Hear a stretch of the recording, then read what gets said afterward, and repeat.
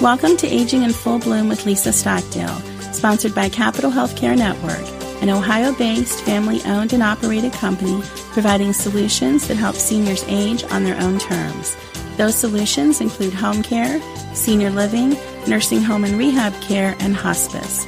Learn more at capitalhealthcarenetwork.com. I'm Lisa Stockdale. Thank you for joining me for this podcast. Today our topic is elder orphans. You heard me right, elder orphans.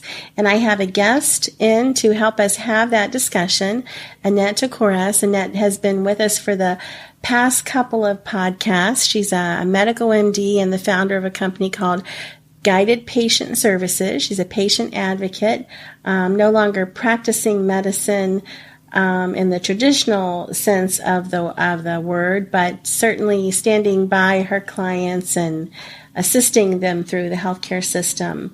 Is that a fair description? It's dead on. Dead on. All right. So what is this idea of an elder orphan?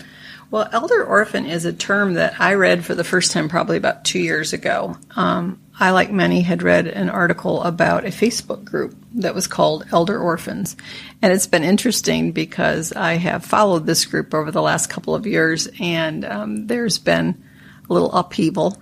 Some don't like some don't like the term elder orphan. So I've heard other terms, aging solo or solo aging, but at the end of the day, it's anyone who finds themselves at risk for facing a health crisis alone. Okay. And so I think that maybe we conjure up this picture of somebody who's much older, who lives totally alone. I don't think we realize just how many people are at risk for this being themselves. These could be people who are widowed, people who've maybe never married, they're divorced, had children, chose never to have children, outlived their children, estranged from siblings. We know that there are plenty of seniors and elders living alone and making these big decisions all by themselves. And we know what an issue loneliness is. And so certainly there's a population there that need to be, and maybe they don't want to be called orphans. I'm not sure what the upheaval's about, but we know they're out there. We see them all the time in healthcare. So what to do about it? Well, I think you and I have talked about this before. Finding a way to live in community is the number one place to start. It's very difficult. I think you ask a 40-year-old how much more difficult it is to make friends, so to speak, at 40 than it was at 20. And now we're talking about people who are older than that, who don't have perhaps children or a job or the things that naturally would have provided that social interaction that they would have had, where you would have come across someone who could take you to your colonoscopy or who could take you to a doctor's appointment that you couldn't drive home from, or might meet you at the hospital or the ER if you were there. We just don't have that kind of connectedness in our society anymore for many of these people. So finding a way to put yourself out there, whether it be through a religious group or through a senior center or Facebook even, right? We brought that up. Facebook, social media. Yes. Yeah. I can't believe that. And I'm seeing a lot of the older population are relying on the social media in a way that kind of rivals the young people. I mean, they're having people help them solve issues and problems and weigh in on circumstances. And they really, it is a way of socializing and feeling connected for them. Yeah. It's interesting. I just did a health talk called Purposeful Living. And the idea was that just because you reach a certain age doesn't mean that words like opportunity and learning and living and all that stuff no longer apply. And you still got to make friends. You still have to participate. You still have to find a community, even if it's 3 people, right? But some kind of support network. There's no reason to go it alone. And if you're having trouble with that, well, you email us. We'll figure something out for you. Aging in Full Bloom with Lisa at gmail.com.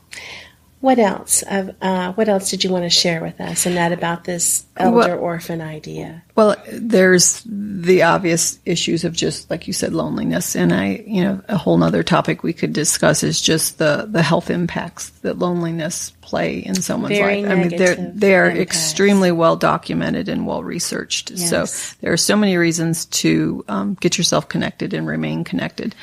But this is not just the world according to us, right? Right. There's science to back There's this science up. to back up everything you and I have ever said. But I think in the realm where I am, and the reason this has become a focus for myself is because many of my clients or people are finding me who are this elder orphan or aging alone. Sure. And they have done their planning, their funerals planned down to the last detail. They have a will in place. They have everything that they need, but when they go to sleep at night, the thing that's causing the greatest degree of concern, concern, right, is if something happens to me tonight and I call 911, what's that going to look like after I make the phone call? And the biggest fear for them is to be in a hospital, be in an ER, facing this crisis by themselves, and they just want that stress taken out of their life. They want to have peace of mind about that, same as everything else. And they've planned everything else, and they were trying to find a way of planning for this as well. So in those circumstances, finding someone to be your healthcare power of attorney, which we've talked about on another podcast, is essential and ideal.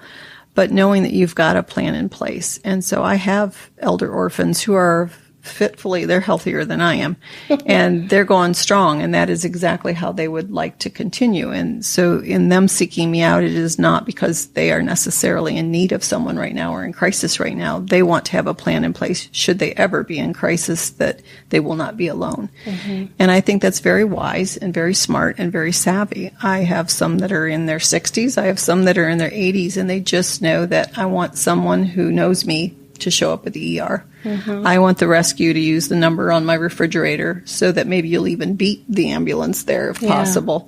And that if there are decisions that need to be made about surgery or further diagnosis, that somebody who knows what I'm all about and can bring my health history with them just in case they can't find it in the medical record, that I know that I'm having the best care because it's the most informed care. And so these people are doing that. The advice here is really how to figure out how not to be an orphan. Exactly. Right? We're trying to unorphan you, if that's a word. I don't know. I think it ought to be. Exactly. Yeah. Anything else? Well, I'll say this while you're taking a look at your notes. One of the things that really, I guess, propelled me to think about seniors in a different way, all of my life I have advocated for people who I consider disadvantaged or underprivileged, or people who I don't think are getting a fair shake. Never thought about seniors until I sort of fell into healthcare in 2009, and I remember meeting a lady who had outlived everyone that ever loved her, everyone that she ever loved. She was close to outliving her money, and my heart was just bleeding on the floor, and I was like, man, how could I have been so insensitive or, just not thought that, I just didn't know this was a reality in our country, but it is. And I think that we all have a responsibility, a moral obligation to be willing to, just offer a kind word or visit a neighbor who you see doesn't have visitors.